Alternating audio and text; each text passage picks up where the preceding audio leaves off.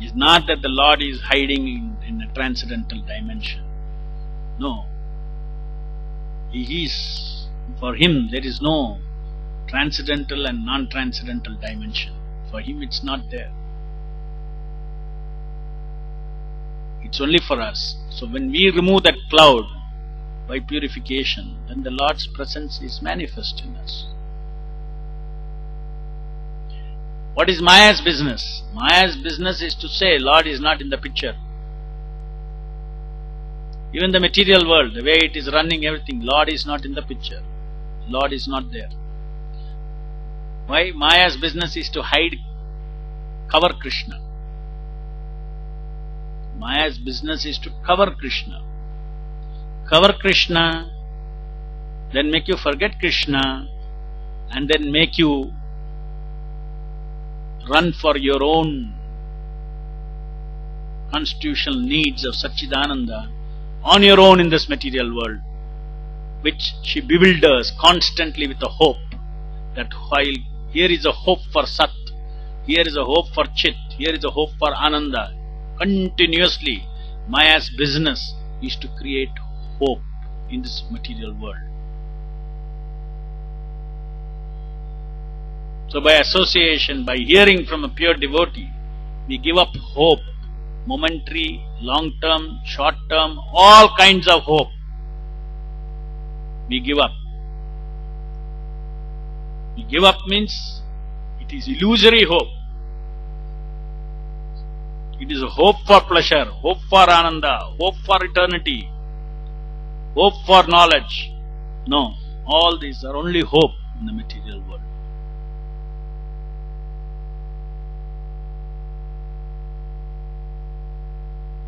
A person whose heart is purified, he is cleaned of all hopes in his heart. He is hopeless as material world is concerned in terms of shelter for any of his needs. It's hopeless. And that state we have to cultivate, because we have all, his hope is not released every moment. Is not online released by the soul. It has been, each time it is released, it is saved. The hope for a pleasure, hope for pleasure is actually conditioned in association with various sense objects and is tied as a packet, like I told in one earlier class. Just like this MTR, ready to cook item, is already pre-cooked and kept, only put in hot water, ready to eat. So like that, through contemplation, hope is mixed with various sense objects, with various situations. Hope is mixed. Let's say somebody is thinking, oh, it's such a great pleasure to have a wonderful bungalow, all interiors, this way, that way. Whenever he is staying out, hope, hope, hope, hope. Hope with that is tied up. Still not come. It's tied up. It's in his subconscious. Because he has hope, when he goes next time, when he sees somebody else's house, then he says, it's interesting, because he has hope. Like this, I have to make my door like this, I have to make my this like this. He thinks, hope. And his hope builds up. So in this way he works for this kind of illusory hopes. So our heart is full of hopes. And these hopes we have to clear. And where should our hope, how do we clear it or replace with? We should replace with the hope for everything in association with Krishna. We are very hopeful in association with Krishna. We are hopeful of any situation where there is no Krishna. We are very hopeful when Krishna is there. Like in the previous Prabhupada says, that the person may be fearful of a tiger in a dream, but another man who is awake by his side sees no tiger. The tiger is a myth for both of them, namely the person dreaming and the person awake, because actually there is no tiger. But the man forgetful of his awakened life is fearful, whereas a man who has not forgotten his position is not at all fearful. Thus, the members of the Yadu dynasty, the last line is important. Thus, the members of the Yadu dynasty were fully awake in their service to the Lord, and therefore there was no tiger for them to be afraid of at any time. Next Prabhupada says, even if there were a real tiger, the Lord was there to protect them.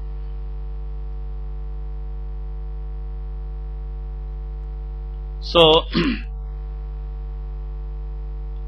but devotees also, they have a real mission in this material world, which is an absolute mission of the Lord. Material energy is real.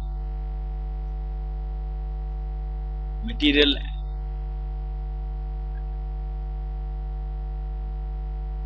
energy is real. The action of time on the material energy is real. These are all real. It is the jivas who are there, their perception that is unreal. Where is illusion in this world? Illusion is in the perception of the living entities, in the knowing of the living entities. That is where illusion is there. Panchabhuta is not illusion. Manasbuddhi Hankar is not illusion. What is that? They are real substances which are emanating. They are energies of the Lord. So illusion is in the perception of the people. And who creates that? Maya Devi. Her business is to show something as something else. Where there is no hope, to create hope. This is Maya's business. Maya's business. Maya Devi, real agent of Maya, is there. A real agent of Krishna called Maya. Maya Devi is working. She does her service to Krishna. She tests the living entities. She imprisons the living entity through illusion. She imprisons the living entity.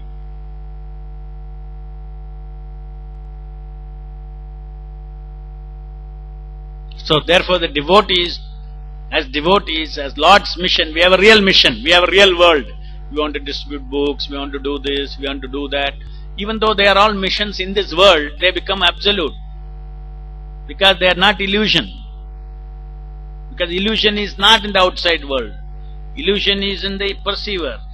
The moment we perceive anything in this world for the purpose of the Lord, illusion is gone. It's not illusion, it becomes absolute, it becomes real. Everything else is real in the material world. Even now when we are in illusion, this body is real. And this body is illusion, but body is real. The only unreal thing is our perception. So we straighten our perception, everything is absolute. We see everything for the purpose of the Lord. We see everything coming from the Lord. We see everything belonging to the Lord. Illusion is gone.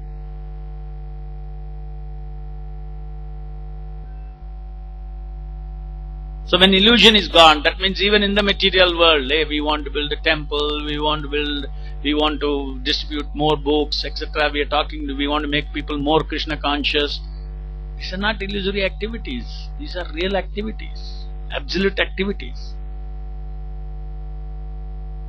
It attains a significance. Though in the material world these activities are going on, it achieves significance. And therefore, in the material world, these kind of activities, the Lord recognizes, or Lord is very much involved in protecting the devotees. You see here, that is why. Even if there were a real tiger, the Lord was there to protect them. What here it is meant is that in the material world, for the devotees, there are real tigers. What is a real tiger? The demons are real tigers. Because the Lord, they are always trying to obstruct the Lord's mission. They are trying to obstruct. There is always a counterforce to preaching Krishna consciousness. Maya Devi, her action itself is like a tiger's action. So the devotees are fearless, but at the same time there is something they fear of. That is why it said, even if there is a real tiger, Mayadevi is a real tiger. It is not a false tiger. It is an absolute thing to fear. The material world, the tiger, is an illusion. Mayadevi will take us away from Krishna. Her business is to actually take us away from Krishna, to cover us and bewilder us. So there is a real enemy. So Prabhupada says in this purport, fearfulness is a sort of illusion for the living being. When he is in slumber, forgetting his eternal relationship with the Lord. Only in eternal relationship with the Lord, he can be fearless. Because truth is that there is Mayadevi, and she will try to, our consciousness, we are tiny living entities. Boom, will become bewildered. She changes, our knowledge gets covered like this by Mayadevi's trick. Nameve prapadyante mayam metam tarantite. The only way in which the devotee has faith in coming out of Maya is by taking shelter of Krishna, by taking shelter of the Lord in the heart. So everywhere, by Lord's help, we engage in devotion service. In such devotion service, completely depend upon me, Krishna says.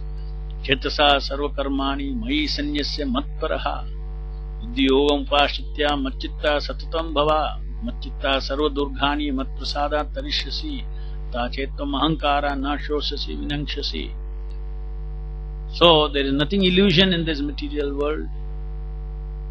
The living entity's independent desires and the consequent independent worlds they create of false egos, that is unreal.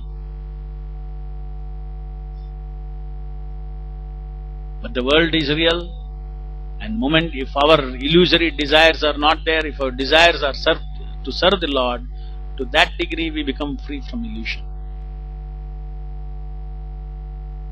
In association with the Lord. So thus the devotion service is performed in association with the Lord, with the protection of the Lord, with the guidance of the Lord. So one feels the mercy of the Lord.